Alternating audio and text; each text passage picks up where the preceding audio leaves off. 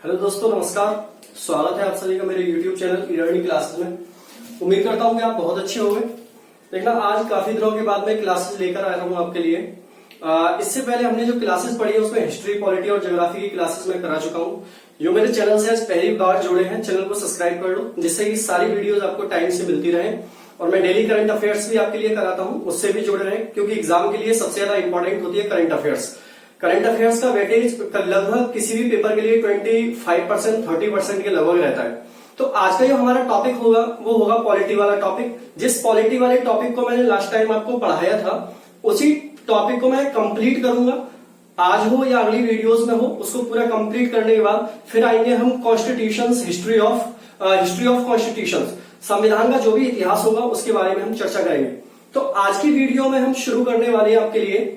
मैंने आपको जो पार्ट पढ़ाया था वो था पार्ट्स ऑफ कॉन्स्टिट्यूशन, संविधान के भाग। तो संविधान के भाग में लास्ट टाइम पर जो मैंने आपको पढ़ाया था वो था आपका फेडरल और यूनाइटरी।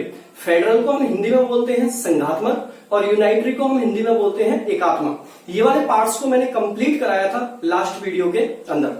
आज जो पार्ट होगा उस पार्ट का नाम होगा संसदीय व्यवस्था और राष्ट्रपति, प्रेसिडेंशियल एंड पार्लियामेंट्री सिस्टम क्या होता है, उस पार्ट को आज हम कवर करेंगे इस वीडियो के अंदर। चलो शुरुआत करते हैं। तो हेडिंग बना देता हूं मैं आप सभी के लिए, और सभी हेडिंग डाल लोगे। और ये हेडिंग होगी वो होगा संसदीय और राष्ट्रपति प्रशासन की व्यवस्था। संसदीय और राष्ट्रपति शासन की व्यवस्था, ये वाला आज पार्ट होगा दोस्तों। इस पार्ट में जितना भी होगा हम वीडियो में कंप्लीट करेंगे, नहीं तो इसके लिए कोई दूसरी वीडियोस हम बना देंगे। तो अभी इस पार्ट के अंदर जो हेडिंग बनानी है आपको, मेन हेडिंग होगी वो होगी संसदीय प्रणाली की व्यवस्था। संसदीय प्रणाली की व्यवस्था, संसदीय प्रणाली की व्यवस्था, ये वाला पार्ट आज हम शुरू करेंगे। और इससे रिलेटेड जितनी भी इंफॉर्मेशन है दोस्तों, वो सारी इंफॉर्मेशन को कंप्लीट करेंगे इसके अंदर। बहुत इंपॉर्टेंट पार्ट है। पढ़ाने के लिए तो ये इतना है कि इस पर एक पूरी किताब लिख सकते हैं, लेकिन हम वही चीज पढ़ेंगे जो आपके पेपर के लिए एसेंशियल होती है, जो पेपर में ज्यादातर पार्ट पूछा जाता है, उसी को हम कवर करेंगे। लाइटिंग का भी बताना कि वीडियो क्लियर है या नहीं है, अदरवाइज तो मैं दूसरी लाइट भी इसमें जला दूंगा। चलो भाई, इस पार्ट के अंदर जब हम पढ़ते हैं दोस्तों, तो इस पार्ट में सबसे पहले हमारे लिए इंपॉर्टेंट क्या होता है, एक वर्ड लिखूंगा मैं, और इस वर्ड पर ही पूरा पार्ट मैं आपके लिए यहां से शुरू कर दूंगा। और ये वर्ड आपने सुना होगा, हम जिसको बोलते हैं वेस्ट मिंस्ट्रल। वेस्ट मिंस्ट्रल, तो वो ये वेस्ट मिंस्ट्रल है, ये मिनिस्टर नहीं है, या वेस्ट मिंस्टर बोल सकते हैं इसको, वेस्ट मिंस्टर, टीआरई, वेस्ट मिंस्टर। ये मिनिस्टर नहीं है, एक्चुअल में ये होता क्या है वेस्ट मिंस्टर, इसकी चर्चा करेंगे अभी हम। देखो, ये वेस्ट मिंस्टर जो होती है ये वर्ड, ये एक्चुअल में एक जगह का नाम है। और ये जगह है कहां पर दोस्तों, ब्रिटेन में। कहां पर है, ब्रिटेन में ये जगह है। ब्रिटेन में ये कहां पर है, ये ब्रिटेन में है नॉर्थ लंदन में। ब्रिटेन में भी कहां पर है, नॉर्थ लंदन के अंदर ये जगह है, जिसको हम वेस्ट मिंस्टर बोलते हैं। अब देखो, नॉर्थ लंदन में मैंने क्या बताया है कि एक जगह है, यहां पर एक महल बना हुआ है, और इसी महल का नाम क्या है दोस्तों, वेस्ट मिंस्टर। इसी महल के अंदर ब्रिटेन की पार्लियामेंट की शुरुआत हुई थी। ब्रिटेन की संसद की जो शुरुआत हुई थी वो वेस्ट मिंस्टर महल के अंदर ही हुई थी। सारे पॉइंट नोट कर लेना, मैं जितने भी बोलूं पेपर में सारे क्वेश्चन आएंगे। ब्रिटेन की संसद की शुरुआत वेस्ट मिंस्टर महल के अंदर ही हुई थी दोस्तों। और जितनी भी संसदीय प्रणाली के कार्य थे और संसदीय कार्य जितने थे ब्रिटेन के, वो भी कहां पर हुए थे, वेस्ट मिंस्टर के ही अंदर हुए थे। वेस्ट मिंस्टर के अंदर ही सारे संसदीय कार्य ब्रिटेन के हुए थे। इसीलिए आपसे एक क्वेश्चन पूछा जाता है कि बताइए कौन सी देश की संसद का नाम वेस्टमिंस्टर है? कौन सी देश की संसद का नाम वेस्टमिंस्टर है? ये क्वेश्चंस कई बार पेपर में आ चुका है दोस्तों।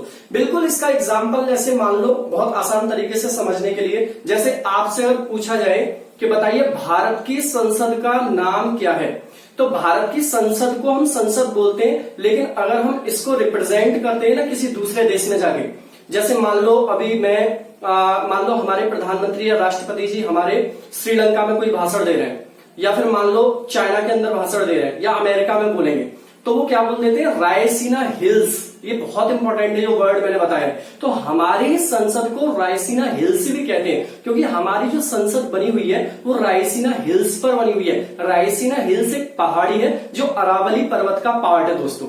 ये मैं ज्योग्राफी जब पढ़ाता हूं तो आपके लिए पूरा कंप्लीट करके पढ़ाता हूं, उसमें समझा भी देता हूं। तो रायसीना हिल्स पर हमारी संसद बनी हुई है। उसी तरीके से ब्रिटेन की संसद भी एक वेस्टमिंस्टर महल में शुरू हुई थी, तो वेस्टमिंस्टर ही ब्रिटेन की संसद को कहा जाता है। क्लियर हुआ ये टॉपिक? ये पॉइंट आपको क्लियर हुआ यहां से? ठीक है। अब देखोगे इसमें जो हम हेडिंग डालेंगे उस हेडिंग, इसको आप स्क्रीनशॉट लो फटाफट से सभी दोस्त, इसका ले लिया। चलो आगे इसमें हेडिंग डालोगे सभी, संसदीय व्यवस्था का सिद्धांत। संसदीय व्यवस्था का सिद्धांत हेडिंग डालोगे सभी।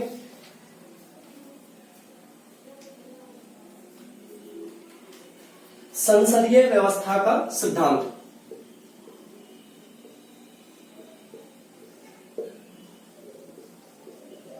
का सिद्धांत क्या है? संसदीय व्यवस्था का सिद्धांत दोस्तों क्या है? संसदीय व्यवस्था के, तो देखोगे इसको हम बोलते हैं doctrine of lapse. Doctrine of lapse.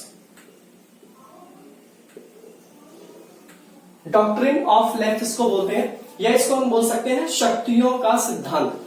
क्या बोल सकते हैं हम? ऐसे बोल सकते हैं शक्तियों के संलयन का सिद्धांत। तो यहां पर ये भी लिख सकते हो आप, शक्तियों के संलयन का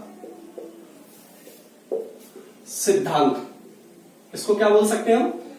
शक्तियों के संलयन का सिद्धांत भी हम इसको बोलते हैं, संसदीय व्यवस्था के सिद्धांत को। तो यहां पर कौन सी शक्तियों की बात की गई है दोस्तों? ये शक्तियां कौन सी हैं?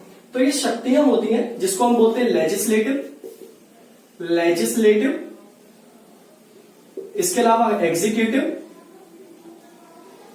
एग्जीक्यूटिव, और इसको क्या बोलेंगे? Judiciary, judiciary. हिंदी में लिखोगे इसको, लेजिस्लेटिव को बोलते हैं विधायिका, विधायिका, एग्जीक्यूटिव को बोलते हैं कार्यपालिका, कार्यपालिका, और ज्यूडिशरी को बोलते हैं दोस्तों न्यायपालिका, न्यायपालिका। ये इसी को बोलते हैं डॉक्ट्रिन ऑफ लैप्स बोल सकते हैं इसको, या शक्तियों के संलयन का सिद्धांत भी इसको कहा जा सकता है। अब देखो यहां पर ये तीनों के तीनों जो मैंने वर्ड्स लिखे हैं, इन तीनों के बीच में आपस में बहुत ही ज्यादा घनिष्ठ संबंध है, बहुत ही ज्यादा नजदीकी संबंध है। किस किस के बीच? लेजिस्लेटिव, एग्जीक्यूटिव और ज्यूडिशरी। इसमें अगर लेजिस्लेटिव की बात की जाए तो लेजिस्लेटिव जो बॉडी है दोस्तों, लेजिस्लेटिव जो बॉडी है, लेजिस्लेटिव जो बॉडी है जिसे हम विधायिका बोलते हैं, क्या बोलते हैं? विधायिका जिसको बोला जाता है दोस्तों, इस विधायिका के अंदर ब्रिटेन में दो हाउस हैं। ब्रिटेन के अंदर दो हाउस है, क्लियर करके समझाऊंगा सारी चीजों को। एक को बोलते हैं house of common, house of common, और दोस्तों दूसरे को बोलते हैं house of lords, house of lords. देखो हाउस ऑफ कॉमन और हाउस ऑफ लॉर्ड्स इनको बोला जाता है। इसको मैं बहुत सिंपल एग्जाम्पल से ऐसे ले सकता हूं, जैसे भारत में विधायिका है, भारत में विधायिका है, और भारत की विधायिका दो हाउसेस में डिवाइड है। इसको हम एक को लोकसभा बोलते हैं, क्या बोलते हैं? लोकसभा, और एक को क्या बोलते हैं दोस्तों? राज्यसभा, राज्यसभा। और इस लोकसभा और राज्यसभा में लोकसभा जो होता है निम्न सदन होता है, निम्न सदन, छोटा हाउस भी बोल सकते हैं, और राज्यसभा जो होता है दोस्तों, इसे हम उच्च सदन बोलते हैं। क्या बोलते हैं? उच्च सदन। इसी तरह से बिल्कुल ब्रिटेन के अंदर हाउस ऑफ कॉमन को हम क्या बोलेंगे? निम्न सदन। निम्न सदन, या इंग्लिश में लिखोगे लोअर हाउस। और हाउस ऑफ लॉर्ड्स को क्या बोलेंगे? अपर हाउस, उच्च सदन। क्या बोलेंगे दोस्तों? इसको उच्च सदन इसको बोला जाएगा। अब देखो, जो हाउस ऑफ कॉमन है, अगर इस हाउस ऑफ कॉमन को आप एक्स मान लो, क्या मान लेता हूं मैं? एक्स। परेशानी तो नहीं है एक्स में? बहुत लोगों को हो जाती है एक्स से परेशानी। तो एक्स अगर इसको मान लेता हूं दोस्तों मैं, तो हाउस ऑफ कॉमन के अंदर एक्चुअल में जो निर्माण होता है वो सरकार का ही निर्माण होता है। जैसे हमारे देश के अंदर निर्माण सरकार का किसमें होता है? लोकसभा में होता है। अगर हाउस ऑफ कॉमन में किसी भी पार्टी को 50% वोट मिल जाते हैं, 50% वोट हाउस ऑफ कॉमन्स में किसी पार्टी को मिल जाते हैं, तो उस देश के अंदर उस पार्टी की सरकार बन जाती है। समझ आ रही है? कितने? 50% या उससे ज्यादा वोट मिलेंगे तो सरकार उसी पार्टी के हाउस ऑफ कॉमन में बन जाएगी। अब यहां पर जो सरकार बनेगी दोस्तों हाउस ऑफ कॉमन में, इस सरकार के अंदर होगा कौन कौन? एक तो इस सरकार के अंदर होगा दोस्तों पीएम, प्रधानमंत्री, ठीक है। और दूसरा इसमें कौन होगा? काउंसिल ऑफ मिनिस्टर, जिसको हिंदी में बोलते हैं मंत्री परिषद। Council of minister, council of minister, ठीक है, जिसको हम क्या बोलेंगे? मंत्री परिषद। तो ये दो होते हैं सरकार के अंदर, एक तो प्रधानमंत्री होता है और एक होती है काउंसिल ऑफ मिनिस्टर। जैसा कि आप सभी लोग जानते हो, पहले इसको आप लोग स्क्रीनशॉट ले लो, नहीं तो बहुत जल्दीबाजी हो जाएगी, मैं रफ भी कर देता हूं। स्क्रीनशॉट ले लो। लाइट की तो कोई प्रॉब्लम नहीं है ना? चेक कर लू मैं? हाँ, दिख तो आपको क्लियर रहा है। चलो मैं इससे नीचे भी नहीं रखूंगा। बताना इस वीडियो में लाइट की दिक्कत हो तो मैं कुछ और इंतजाम करूंगा, ठीक है? कर लिया? चलो, तो मैं इसमें कहना क्या चाह रहा था, जैसा कि हम सभी जानते हैं दोस्तों, ब्रिटेन के अंदर राजशाही लोकतंत्र है। कैसा है? राजशाही लोकतंत्र है कि वहां पर आज भी राजा का चुनाव होता है। किसका होता है? राजा का चुनाव आज भी ब्रिटेन में होता है। तो वहां के लोकतंत्र को दोस्तों हम राजशाही लोकतंत्र बोलते हैं, ठीक है। इस राजशाही लोकतंत्र को हम क्राउन कहते हैं, ठीक है। तो ब्रिटेन में कैसा है, ये सारे पॉइंट लिखना जितने मैं बोल रहा हूं, एक एक पॉइंट क्लियर हो जाएगा। इसको बोलते हैं हम राजशाही लोकतंत्र। ब्रिटेन में कैसा है? राजशाही लोकतंत्र है दोस्तों। अब इस लोकतंत्र के अंदर क्या होता है? क्राउन होता है। इसे हम क्या कह सकते हैं? एक्चुअल में क्राउन कहते हैं, ठीक है। इस क्राउन में क्या होता है? हिज मिनिस्ट्रल और हर मिनिस्ट्रल बोलते हैं इसको, हिज मिनिस्ट्रल और हर मिनिस्ट्रल, ठीक है ना। ये दो चीजें होती हैं। अब जो क्राउन होता है दोस्तों, यहां पर चलो ये समझ में ना आए हर या हिज, इसका कोई यहां पर ज्यादा लेना देना नहीं है। बस एक समझ लो कि यहां पर जो शाही लोकतंत्र है इसको हम क्या बोलते हैं? क्राउन बोलते हैं। अब ये जो क्राउन है, इस क्राउन को सलाह देने के लिए कौन कौन होता है?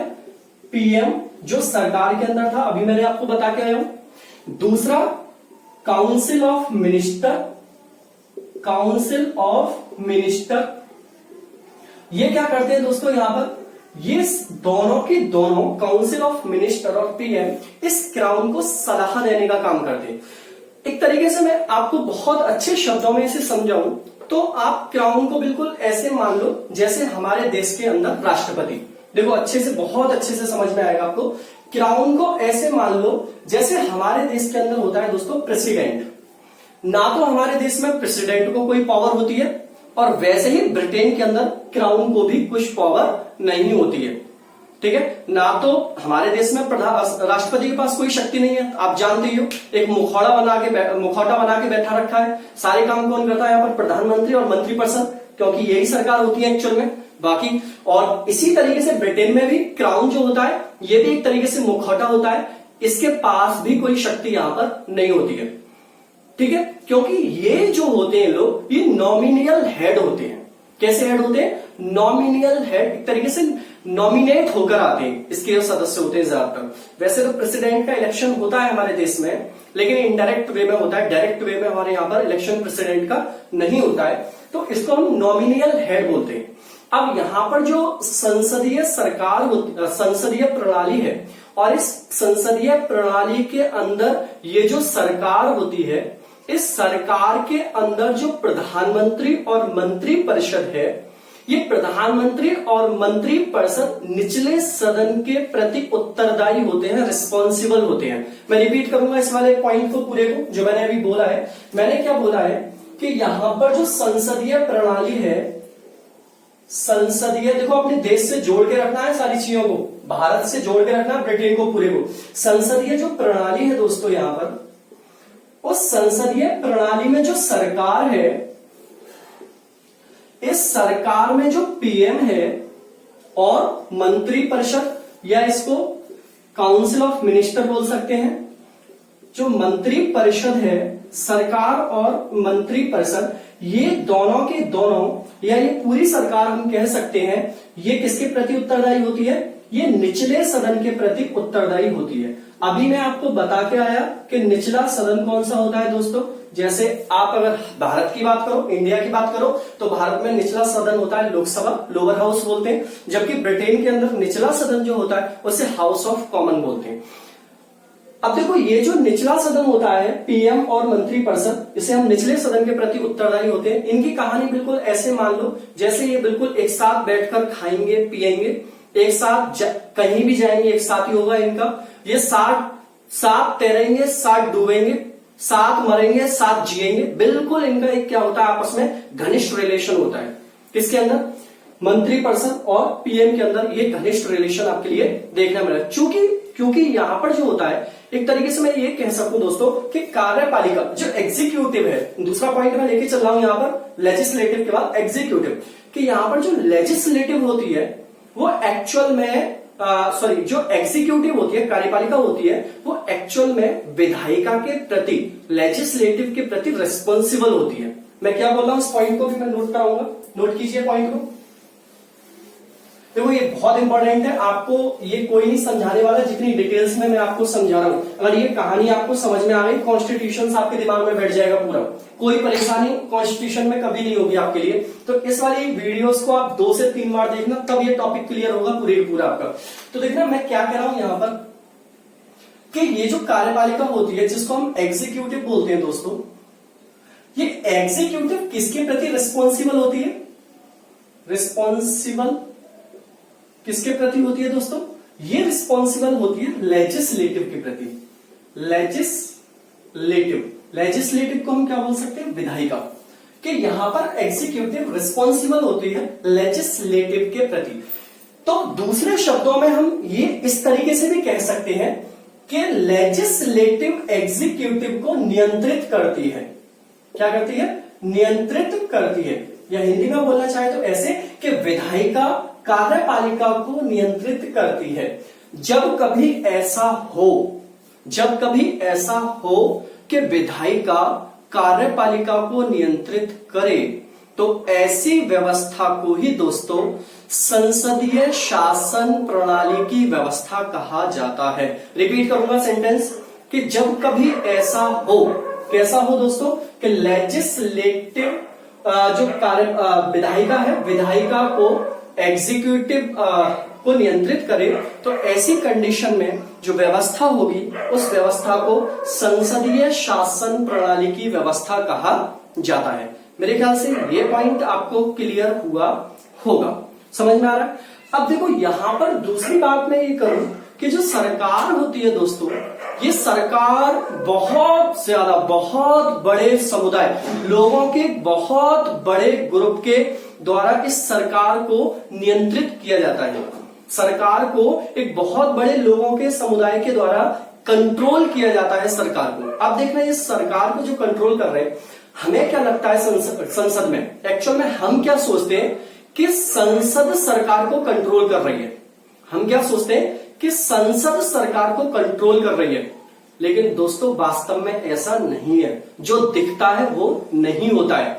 आप बिल्कुल सरकार को ऐसे मान लो, मैं एक एग्जांपल के तौर पे समझाऊं आपको कि एक बस है, बस, और उस बस का जो ड्राइवर है और जो बस की स्टीयरिंग पर बैठा हुआ है वो है प्रधानमंत्री, और बाकी बस में जो सीट है उन सीटों पर बैठे हुए हैं वो है मंत्रिपरिषद, या और मानो ज्यादा तो जनता, ज्यादा बड़ी बस ले ली तो भाई जो स्टीयरिंग पर बैठा हुआ है ना बस में, एक्चुअल में तो वही मेन पर्सन है।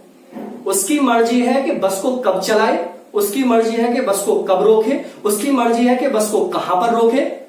उसके ऊपर किसी का यहां पर जोर जबरदस्ती नहीं होती। तो वास्तव में यहां पर क्या कहना है कि मोनोपोली किसकी है यहां पर? भाई मोनोपोली किसकी है? नरेंद्र मोदी या ममता बनर्जी? नरेंद्र मोदी। तो यहां पर मेन जो फंक्शन है वो सरकार के अंदर होता कौन है? प्रधानमंत्री। मतलब जो शक्ति होती है वास्तव में वो किसके पास होती है? प्रधानमंत्री के पास होती है। सरकार का मेन एक तरीके से कहा जाए बादशाह जो होता है वो प्रधानमंत्री होता है। वो जो चाहेगा वही होगा, वो जो नहीं चाहेगा वो नहीं होगा। ये होता है मेन। अब देखना कि हम सरकार को कंट्रोल करते हैं, ऐसा नहीं है कि सरकार को कंट्रोल करने का तरीका हमारे संविधान में नहीं है। सरकार को कंट्रोल करने के बहुत सारे तरीके हमारे संविधान के अंदर दिए हुए हैं। कुछ छोटे छोटे तरीके होते हैं सरकार को कंट्रोल करने के, कुछ बड़े तरीके होते हैं। तो अभी हम इसी बड़े तरीके पर चर्चा करते हैं कि सरकार को कंट्रोल करने के बड़े तरीके कौन कौन से होते हैं। तो देखो दोस्तों, इस सरकार को कंट्रोल, देखना है इस हेडिंग को, सरकार को कंट्रोल करने के तरीके, हेडिंग डाल लेना, सरकार को कंट्रोल करने के तरीके कौन कौन से होते हैं। तो देखना, सरकार को जो कंट्रोल करने के तरीके होते हैं उसमें सबसे पहले हम बात करें जो संसद का सेशन स्टार्ट होता है। देखना, जब संसद शुरू होती है, देखो एक एक पॉइंट में ऐसा बताऊंगा आपके लिए, ये संसद वंसद आपके दिमाग में बैठ जाएगी कि वहां चलता क्या एक्चुअल में। जो संसद होती है, इस संसद के अंदर बिल्कुल अर्ली इन द मॉर्निंग, बिल्कुल सुबह, ठीक है, 11 से लेकर 12 बजे, मतलब 11 बजे सांसद जाते हैं। बिल्कुल सुबह है ना भाई, उनके लिए तो सुबह ही है जो सांसद होते हैं। संसद का पहला सेशन जो शुरू होता है बिल्कुल सुबह 11 बजे। कितने बजे? 11 बजे संसद का पहला सेशन शुरू होता है, और ये 1 घंटे तक का जो सेशन होता है 11 से 12 तक का, दोस्तों इसी सेशन को बोलते हैं प्रश्न काल, या इसको इंग्लिश में बोलते हैं क्वेश्चन आवर। क्या बोलते हैं? क्वेश्चन आवर इसको बोला जाता है। बहुत इंपॉर्टेंट है ये जो बात मैं बता रहा हूं कि संसद का जो पहला घंटा होता है, ये क्वेश्चन में कई बार पूछा गया है दोस्तों कि बताइए संसद का पहला घंटा किसे कहा जाता है। तो या प्रश्न काल संसद का कौन सा घंटा होता है, पहला, दूसरा या आखिरी, ऐसे करें। तो संसद का पहला घंटा शुरू कब से होता है? 11 से 12 बजे। मतलब संसद में कार्य कितने बजे से शुरू होता है? 11 से, और 11 से 12 आवर कहा जाता है। पहली बात देखना, इस क्वेश्चन आवर में होगा क्या, इस क्वेश्चन आवर की भी थोड़ी सी चर्चा करेंगे हम। इस क्वेश्चन आवर में दोस्तों क्वेश्चन पूछे जाते हैं, और यहां पर क्वेश्चन पूछने के टाइप्स भी होते हैं। यहां पर जो क्वेश्चन पूछे जाते हैं उन क्वेश्चंस के टाइप भी होते हैं। इसमें जो पहला क्वेश्चन जो लेते हैं वो होता है स्टार क्वेश्चन। कौन सा होता है? Star question. जिस क्वेश्चन के ऊपर स्टार लगा हुआ हो, मतलब इस तरीके का तारा लगा हुआ हो, उन्हें स्टार क्वेश्चन पूछे जाते हैं। ये जो स्टार क्वेश्चन होते हैं ना दोस्तों, ये पहले से ही सेट होते हैं क्वेश्चन। बस इनके आंसर बहुत ज्यादा लंबे नहीं होते, छोटे छोटे आंसर होते हैं। इनको कोई भी पक्ष का हो या विपक्ष का हो, कोई भी मंत्री हो, कोई सांसद हो, वो पुटअप करेगा। क्वेश्चन जो पुटअप किए जाएंगे मैक्सिमम टाइम यही होगा कि सरकार से ही पुटअप किए जाएंगे। सरकार का जिससे भी मंत्री से जिससे भी पुटअप किए गए वो आंसर देगा खड़े होकर। तो पहला जो क्वेश्चन होता है इसको स्टार क्वेश्चन बोलते हैं। जिन क्वेश्चंस के आंसर, ध्यान से सुनना इस वाले पॉइंट को, जिस क्वेश्चन का आंसर बहुत लंबा हो, जिसका उत्तर काफी लंबा हो, ऐसे क्वेश्चन को दोस्तों अनस्टार क्वेश्चन बोला जाता है। अनस्टार क्वेश्चन बोला जाता है। मैं हिंदी भी बता देता हूं दोनों की। स्टार क्वेश्चन को हिंदी में बोलते हैं तारांकित। क्या बोलते हैं? तारांकित प्रश्न। और अनस्टार को हिंदी में बोलते हैं अतारांकित प्रश्न। अतारांकित प्रश्न। तो ये दो तरीके के क्वेश्चन तो ये मैंने बता दिए। इसकी पहचान क्या होगी, पहले से ही सेट क्वेश्चंस होंगे, ज्यादा लंबे क्वेश्चंस नहीं होते हैं। इसकी पहचान क्या है, दूसरी पहचान इसकी ये है दोस्तों स्टार क्वेश्चन की, इसका जो आंसर दिया जाएगा वो ओरल होगा, मौखिक। कैसे दिया जाएगा, मौखिक में इसका आंसर दिया जाएगा स्टार क्वेश्चन का। जबकि अनस्टार क्वेश्चन का जो आंसर होगा, एक तो ये बहुत लंबा आंसर होगा। तो जैसे मान लो किसी से क्वेश्चन पूछा है, कोई एग्रीकल्चर मिनिस्टर है, एग्रीकल्चर से रिलेटेड क्वेश्चन पूछा है, या फिर डिफेंस मिनिस्टर है, रक्षा से रिलेटेड कोई क्वेश्चन पूछा है, या रेलवे मिनिस्टर है, रेलवे से रिलेटेड क्वेश्चन पूछा है, तो वो क्या होगा, खड़ा होगा, पट पट पट पट पट पट उसका क्वेश्चन का आंसर बोलता चला जाएगा। जो भी आंसर है 10 मिनट, 5 मिनट, 7 मिनट, जितनी भी देर में वो दे, और अपना आंसर देकर वो बैठ जाएगा, उससे कोई बीच में डिस्टर्ब नहीं करेगा। फिर क्या होगा कि जो उसने आंसर दिया है उसकी सारे डिटेल्स की एक हार्ड कॉपी उसके पास पहुंचा दी जाएगी जिसने क्वेश्चन पूछा है। समझ में आ रही है मैं क्या कह रहा हूं, उसकी हार्ड कॉपी उसके पास पहुंचा दी जाएगी। तो इसका एक तरीके से कहा जाता है कि इसका जो आंसर होता है एक्चुअल में वो रिटन में होता है। कैसे में होता है, वो रिटन में होता है, लिखित में होता है इसका आंसर। ठीक है। और तीसरे प्रकार का जो क्वेश्चन होता है दोस्तों, उसको बोलते हैं शॉर्ट क्वेश्चन। शॉर्ट क्वेश्चन, ठीक है, क्या बोलेंगे, शॉर्ट क्वेश्चन इसको बोला जाएगा। अब देखो शॉर्ट क्वेश्चन के बारे में क्या होता है, इसके बारे में पहले तो ये जान ले। संसद का जब सत्र शुरू होगा, जैसे 11 बजे से मैं पढ़ा रहा हूं आपके लिए कि 11 बजे से संसद का जैसे ही सत्र शुरू हुआ, तो संसद के सत्र के शुरू होने में इस क्वेश्चन को नहीं रखा जाता है। इन क्वेश्चनों को जब संसद चल रही होती है तो बीच में रखा जाता है शॉर्ट क्वेश्चंस को। दोबारा से रिपीट कर रहा हूं, शॉर्ट क्वेश्चन को, जो अल्प प्रश्न होते हैं, उन क्वेश्चंस को बीच में पूछा जाता है, संसद के सत्र के बीच में इन क्वेश्चन को पूछा जाता है। इन क्वेश्चंस को जो पूछने का टाइम ड्यूरेशन होता है वो मिनिमम तो 10 डेज होता है और मैक्सिमम 21 डेज होता है। इन क्वेश्चन को पूछने का टाइम होता है दोस्तों, वो मिनिमम कितना होता है, 10 डेज होता है, और मैक्सिमम कितना होता है, 21 डेज होता है। तो ये वाली बात आपको यहां पर बिल्कुल क्लियर रखनी है कि मैक्सिमम और मिनिमम में यहां पर क्या होता है। तो ये तो हो गया 11 से 12 बजे तक का पूरा टाइम संसद में क्या हुआ है, बात समझ में आ गई। अब इससे आगे बढ़े, अब जैसे ही 12 बजेंगे तो घड़ी में क्या होता है, 0-0। 12 बजेंगे जैसे ही तो घड़ी में 0-0 हो जाएगा।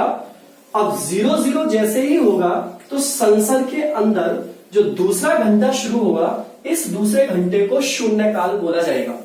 क्या बोला जाएगा, शून्य काल, 0 आवर। शून्य काल का समय शुरू होगा दोस्तों यहां से, शून्य काल, इसको बोलेंगे इंग्लिश में हम 0 आवर। अब 0 आवर का टाइम कब से होगा, जब घड़ी में 12 बज जाएंगे करेक्ट। और ये काल कब से कब तक चलेगा, 12 बजे से लेकर 1 बजे तक। 12 बजे से लेकर 1 बजे तक का जो टाइम होता है संसद का, जो दूसरा घंटा होता है दोस्तों, इसे शून्यकाल कहते हैं। इसकी सबसे इंपॉर्टेंट इंफॉर्मेशन ये है कि शून्यकाल की शुरुआत कौन से देश ने की थी, हमारे ही देश इंडिया ने की थी। शून्यकाल अगर किसी संसद में शुरू हुआ है तो वो हमारे देश भारत की संसद में ही शुरू हुआ है, इसलिए ज्यादा इंपॉर्टेंट हो जाता है क्वेश्चन और पेपर में पूछा भी जाता है। ठीक है, वैसे तो जीरो का जो आविष्कार हुआ है वो भारत में ही हुआ है, आर्यभट्ट ने किया है, बट ये शून्यकाल संसद वाला है, इसका जीरो से उससे कोई लेना देना नहीं है, ये भी भारत के ही द्वारा इसमें शुरू किया गया है। इसमें जो क्वेश्चन पूछे जाते हैं वो कैसे क्वेश्चन होते हैं, ये बहुत इंपॉर्टेंट है। इसमें जो क्वेश्चन होते हैं वो पब्लिक के हित वाले क्वेश्चन होते हैं, जिसमें पब्लिक का बहुत ज्यादा फायदा हो सकता है, या ऐसे क्वेश्चन पूछे जाते हैं जो बहुत ज्यादा इमरजेंसी वाले क्वेश्चन होते हैं, जिसका आंसर उनको किसी भी कीमत पर उसी टाइम चाहिए ही चाहिए। ठीक है, उसी टाइम पर उसका आंसर उसको चाहिए ही चाहिए। ऐसे क्वेश्चन किसमें पूछे जाते हैं दोस्तों, शून्य काल के अंदर ऐसे क्वेश्चन पूछे जाते हैं। लेकिन एक बहुत बड़ी बात और बहुत इंपॉर्टेंट बात दोस्तों शून्य काल की ये है कि शून्य काल का जो समय चलता है, वैसे तो 12 से 1 बजे तक का जो घंटा होता है उसे शून्य काल बोलते हैं, लेकिन इसका जो समय होता है वो फ्लैक्चुएट करता है। फ्लैक्चुएट का मतलब यहां पर यह है कि अगर क्वेश्चन है तो हो सकता है ये आपको 40 मिनट भी चल जाए, 50 मिनट भी चल जाए, ज्यादा भी चल जाए। अगर क्वेश्चन नहीं है तो हो सकता है संसद का ये सत्र 10 मिनट में भी खत्म हो जाए, 15 मिनट में भी खत्म हो जाए, पता चलिए 12 से 1 बजे तक पूरा चला ही नहीं है। तो ये इंपॉर्टेंट है, आपसे पूछा जाएगा कि निम्नलिखित में काल में से किसका टाइम फ्लैक्चुएट होता है। ठीक है, किसका टाइम फ्लैक्चुएट होता है। फ्लैक्चुएट का मतलब है ऊपर नीचे होना, एक तरीके से, मतलब फिक्स टाइम नहीं होता है। जैसे प्रश्न काल का टाइम फिक्स है कि वो 11 से 12 चलेगा ही चलेगा, इसमें जरूरी नहीं है 12 से 1 चले, बना दिया गया है बस। तो ये कहानी है किसकी, शून्यकाल की। क्लियर हो गई, समझ में आ गई दोस्तों यहां तक। अब देखोगे जैसे ही 1 बजेगा, तो अब 1 बजा, अब देखो सांसद है भाई, मंत्री है, उसके अंदर प्रधानमंत्री है, सारे लोग होते हैं, इन्होंने बहुत काम कर लिया। 11 बजे तो आए थे, बड़ी जल्दी आए थे सुबह में। अब 1 बज गया, 2 घंटे हो गए काम करते करते, इनको बहुत टाइम हो गया इनके लिए, 2 घंटे। अब क्या होगा, इनका लंच होगा। अब इनका जब लंच होगा तो संसद के अंदर ही कैंटीन है, उसके अंदर ये लंच करने जाएंगे। उस कैंटीन के अंदर बड़े बड़े महंगे सामान मिलते हैं इनके लिए, बहुत महंगी महंगी वस्तुएं। 1 रुपए की चाय, 1 रुपए की कॉफी, 1 रुपए के यहाँ पर आपको समोसा, 10 रुपए का राजमा की प्लेट, ठीक है, 16 रुपए के 2 रसगुल्ले, बड़े महंगे। क्यों, गरीब लोग होते हैं ना, ये सांसद हुए, विधायक हुए, प्रधानमंत्री हुए, ये गरीब है ना, इनके पास कहाँ है पैसा। ये जनता है भाई, 10 रुपए का एक समोसा खा रही है और वो 1 रुपए का समोसा खा रहे हैं। ठीक है, तो ये 1 बजे से 2 बजे का टाइम होता है दोस्तों, ये होता है इनका लंच का टाइम। मतलब यहां पर संसद में लंच चलेगा। लंच कहां पर होगा, संसद की ही कैंटीन होती है, बहुत वीआईपी कैंटीन है। ठीक है, बहुत वीआईपी, करोड़ों रुपए तो उस कैंटीन को बनाने में लगाए। तो 1 से 2 बजे का टाइम होगा इनका, किसमें, लंच में। अब 2 बजे से लेकर 5 बजे तक का जो टाइम होता है संसद में दोस्तों, ये होता है संसदीय प्रोसीजर। यहां पर जो संसद के जितने भी कार्य हैं, जितना भी प्रोसीजर चल रहा है, अब 2 से 5 बजे के बीच में काम चलेगा संसद के प्रोसीजर का। ठीक है, एक सेकेंड, यहां पर नोट करो इस सारे पॉइंट। तो संसद के प्रोसीजर का एक काम यहां पर चलना शुरू होगा दोस्तों, और उसका टाइम होगा 1 बजे से लेकर 2 बजे से लेकर 5 बजे तक का। अब इसके अंदर जो काम होगा उसमें बिल हो गए, रेजुलेशन हो गए, एडजॉर्नमेंट हो गया, संकल्प हो गया। कौन कौन सी चीजें होंगी इसके अंदर, जो 2 से 5 तक होगा। जैसे इसमें बिल वाला काम होगा, ठीक है, संकल्प वाला काम होगा, ठीक है, एडजॉर्नमेंट वाला काम होगा, एडजॉर्नमेंट, ठीक है, एडजॉर्नमेंट वाला काम होगा। इसके अलावा यहां पर रिजोल्यूशन वाला भी काम होगा, रिजोल्यूशन वाला भी यहां पर काम होगा। ये सारे इन पर चर्चा होगी। और ये जो छोटी छोटी चीजें आपको दिख रही है ना दोस्तों, इन्हीं सारी चीजों से सरकार को डेली डेली परेशान किया जाएगा।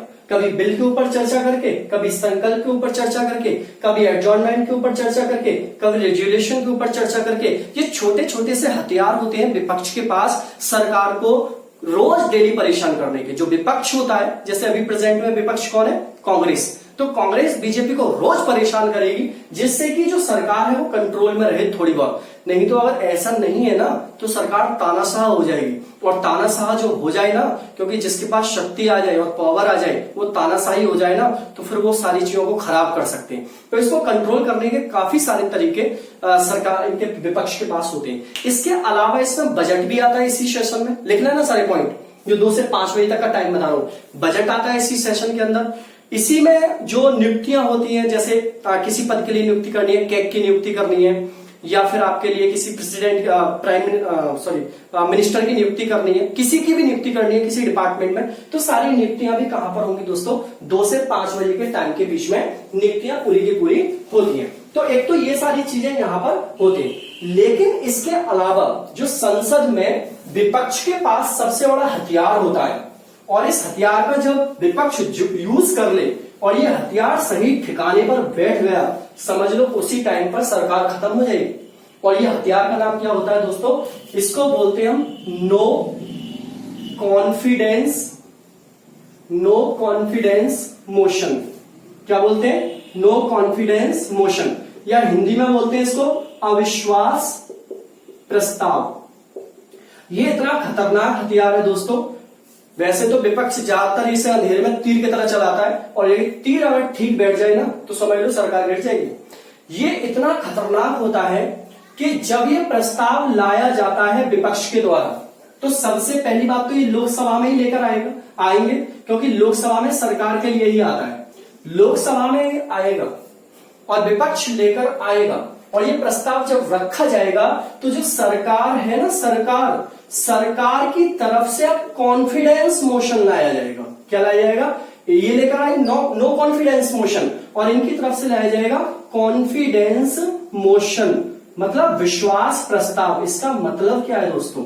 इसका मतलब ये है कि विपक्ष कहना चाह रहा है कि आप जो सरकार हो ना, और आप देश के अंदर शासन कर रहे हो, आपके पास ना तो बहुमत रहा है और ना लोगों का विश्वास रहा है, ना तो लोग आपसे खुश हैं, और ना ही आपके पास यहां पर इतनी मेजॉरिटी है कि इस मेजॉरिटी, जितनी मेजॉरिटी संसद में सरकार बनाने के लिए चाहिए होती है।